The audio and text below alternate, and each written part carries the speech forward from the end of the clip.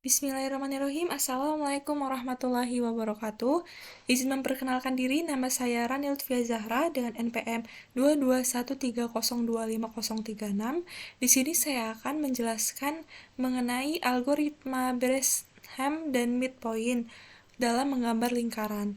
Yang pertama, kita sudah masuk ke dalam dokumen HTML-nya. Ini yaitu headnya di sini ada title. Title-nya itu saya gunakan algoritma Bresham dan midpoint untuk menggambar lingkaran. Nah, ini ditaruh di mana sih? Nanti title ini dia akan muncul pada bagian di sini. Kalau misalkan kita ganti dia, kalau misalkan kita ada yang salah, kita tinggal ganti aja di sini. Atau cuman pengen kita tuliskan kanvas saja, ya sudah, kita tuliskan kanvas saja di sini. Tapi sini saya ubah menjadi algoritma Bresham dan midpoint. Nah, lalu di sini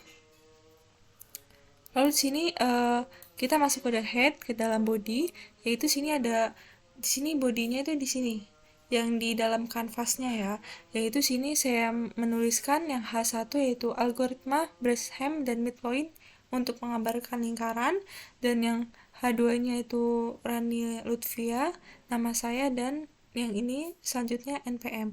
Tapi kalau mau NPM-nya lebih kecil dari yang ini, nama ini bisa ke H3. Kalau misalkan dua-dua ini pengen hurufnya besar seperti ini, kita gunakan H1 begitu.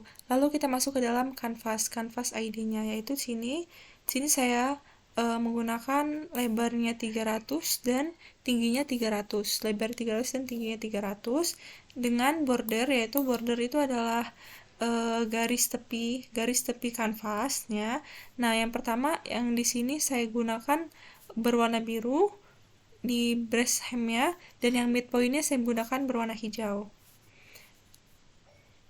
Nah, yang ini, yang di sininya itu untuk memberi jarak.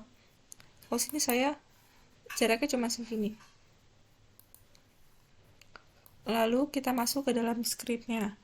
Nah, di dalam script itu terdapat kode JavaScript yang mendefinisikan beberapa fungsi untuk dalam menggambar lingkaran dengan algoritma Bresham dan midpoint. Juga pada JavaScript ini mengambil elemen kanvas menggunakan ID konteks, yaitu dua dimensi atau get konteks yang 2 dimensi, dan mengambil fungsi draw dan simetrisnya.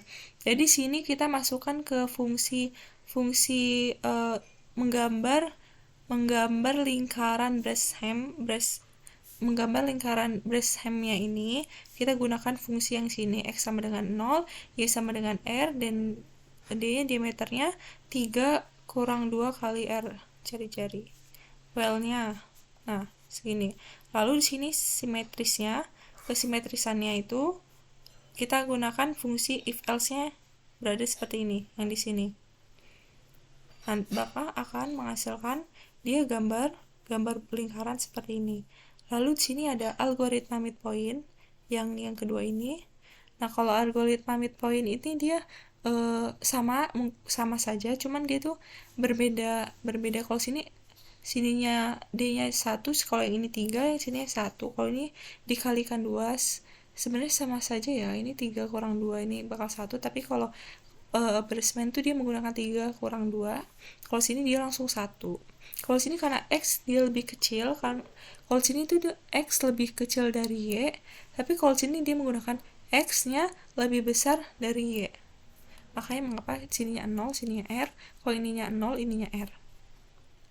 Lalu sini kita masuk ke simetrisnya. Simetrisnya itu biar dia menjadikan lingkaran yang bagus itu, makanya dia menggunakan if else yang seperti ini.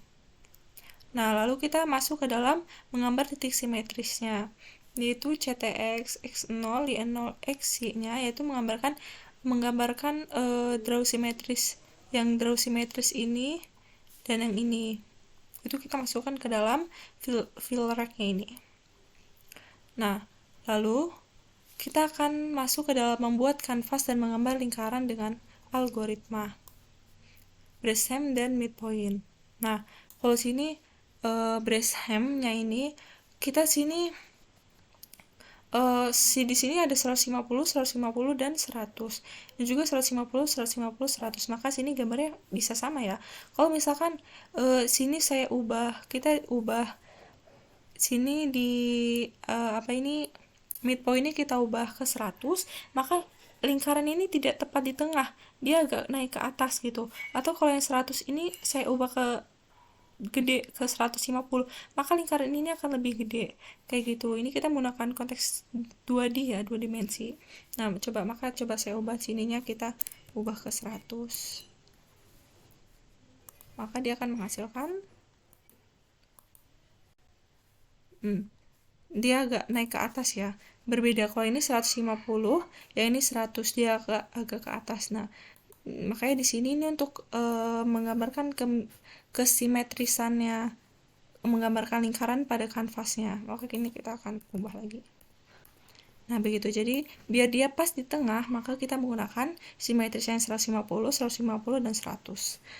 Lalu, sini HTML terakhir ya. Kita harus tutup dengan seperti ini, HTML ini. Maka mungkin sekian saja yang dapat saya sampaikan. Kurang lebihnya saya mohon maaf.